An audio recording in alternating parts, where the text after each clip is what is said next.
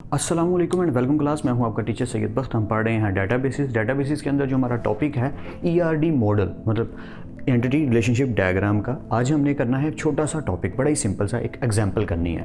मैं आपको ये एग्जांपल करवाऊंगा, बहुत ही सिंपल सी और बहुत ही आसान सी एग्जांपल है। आपने इस इजी सी एग्जांपल से हेल्प लेके 2-3 एग्जांपल्स खुद से करने की कोशिश ज़रूर करनी है। जैसे मैंने एक हॉस्पिटल का आर्किटेक्चर छोटा सा पकड़ा और एक सिंपल सी एग्जांपल कर दी। या काफ़ी ज़्यादा कॉम्प्लेक्स एग्जांपल्स भी होती हैं, मुश्किल चीज़ें भी आती हैं, लॉन्ग भी आती हैं। फैक्ट्रीज़ के डाटाबेसिस का जब आर्किटेक्चर डिज़ाइन किया जाता है तो मैंने ये सोचा एक ऐसा सिंपल सा डायग्राम का आर्किटेक्चर बना दूं जिससे आपको जल्दी से समझ आ जाए कि अच्छा ये है ईआरडी। मतलब इतनी आसान होती है या इतनी ही आसान होती है। कुछ जगहों पर जब लेंथी होती चली जाएगी तो आप जानते हैं फ्लो चार्ट भी जब लेंथी होता जाता है तो सबसे पहला डिसएडवांटेज फ्लो चार्ट का यही है कि जब वो लेंथी होता है तो उसमें प्रॉब्लम आनी शुरू हो जाती है। प्रॉब्लम को कहना गलत होगा, कॉम्प्लेक्स होना शुरू हो जाता है कि अगर इसे मैं लेंथ में बढ़ाता चला जाऊँ तो कॉम्प्लेक्सिटी बढ़नी शुरू हो जाएगी। तो मुझे ख्याल रखना पड़ेगा कि कोई गलती ना हो जाए कहीं। लेकिन मैंने छोटी सी एग्जाम्पल करवाई जिससे आपको आइडिया हो जाए। देखें, अब आपने जब डिग्री लेनी है तो उसके बाद अगले ही दिन तो आपने ईआरडी डिज़ाइन करने शुरू नहीं कर देने। तो इस बात की फिक्र मत किया करें कि हमें तो कुछ आ ही नहीं रहा, आपको बेसिक लेवल का बस आना चाहिए। जैसे ये सिंपल सी चीज़ बना दी, इसके थोड़े से प्रोफेशनल लेवल की ईआरडी बनाने आगे, क्योंकि जब आप जॉब पे लगेंगे, इंटर्नशिप करेंगे तो कुछ एक्सपीरियंस होना शुरू हो जाएगा। फिर साल 2 साल 3 साल आप इंटर्न के तौर पे या किसी जूनियर लेवल पे असिस्टेंट के तौर पे काम करेंगे जहाँ पे वो काम हो रहा होगा। जब आप उस काम को होता देखेंगे तो उससे आपको सीखने को मिलेगा, फिर आप भी उस कैपेबल हो जाएंगे कि अब आप वो कर सकते हैं। तो डायरेक्ट आपको नहीं कहा जाएगा कि जी इतना बड़ा काम करके दिखाओ। इंटरव्यू लेवल पे भी आपसे बेसिक्स ही रिक्वायर की जाएंगी कि आपको बेसिक लेवल का काम आता है कि नहीं आता। तो वो तो आना चाहिए ना, कि बेसिक लेवल की चीज़ें तो पता होनी चाहिए कि जैसे सिंबल्स हमें क्या शो कर रहे हैं। और इस एग्जाम्पल में हम जो छोटी छोटी बातें भी करने वाले हैं, तो हमने जो बातें छेड़ दी उसको छोड़ते हैं, जल्दी से अपने टॉपिक को कवर करते हैं जो कि हमारा क्या है, example of ERD. So without adieu let's get started.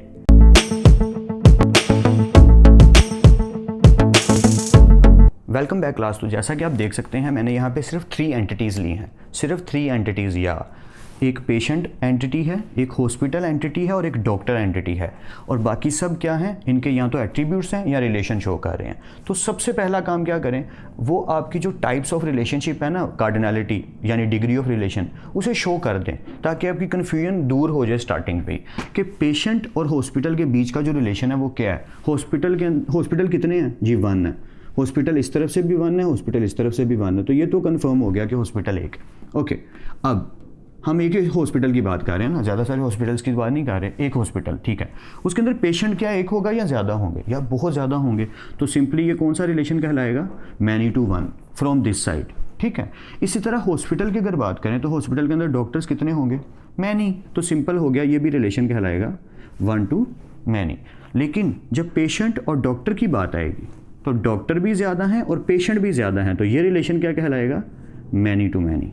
या आई होप अब आपको आइडिया हो रहा होगा कि ये काम कैसे करता है बहुत सिंपल सा, इसमें कोई टफ चीज़ नहीं है, आसान सा काम है। बस आपने याद कर लेना है कि ये रिलेशनशिप को शो कैसे करते हैं। और ये बहुत इजी है, वही वाले 4 रिलेशन जो टाइप्स हमने पढ़ लिए। अगर वो क्लास किसी ने नहीं ली तो वो ज़रूर ले लें, टाइप्स ऑफ रिलेशनशिप्स क्या होते हैं। Let's continue.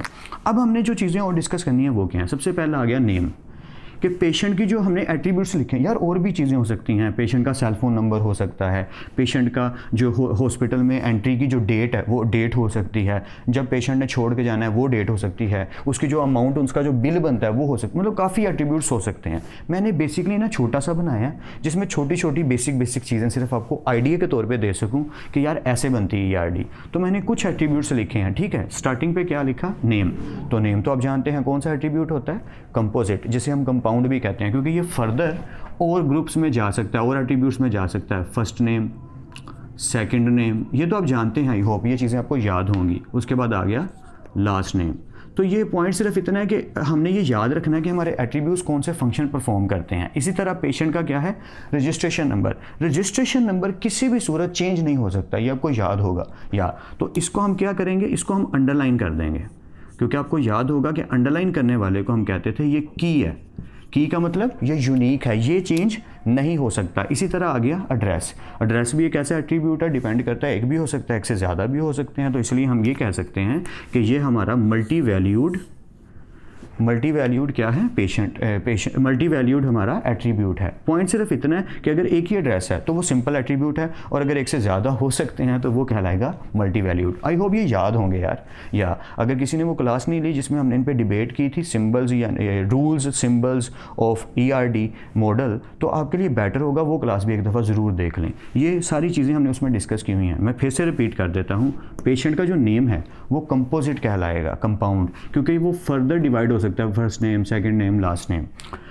अब जो हमारी रजिस्ट्रेशन नंबर है उस पेशेंट की, वो चेंज नहीं हो सकता, वो एक ही रहेगा, इसलिए हमने उसे अंडरलाइन कर दिया। इससे पता चला ये की एट्रीब्यूट है, यूनिक है, इस पर प्राइमरी की लगेगी। फिर आ गया एड्रेस। एड्रेस पेशेंट का एक भी हो सकता है, एक से ज़्यादा भी हो सकते हैं, इसलिए हमने इसको मल्टी वैल्यूड एट्रीब्यूट कहा। आई होप ये समझ आ गया होगा, यहाँ तक क्लियर है ना। ठीक है, कंटिन्यू करते हैं। इसी तरह हॉस्पिटल, तो हॉस्पिटल का फिर वही नेम है, तो फर्दर पार्ट्स में अगर ये जा सकता है तो इसे हम क्या कहेंगे, ये हमारा कंपाउंड है, कंपोजिट एट्रीब्यूट है।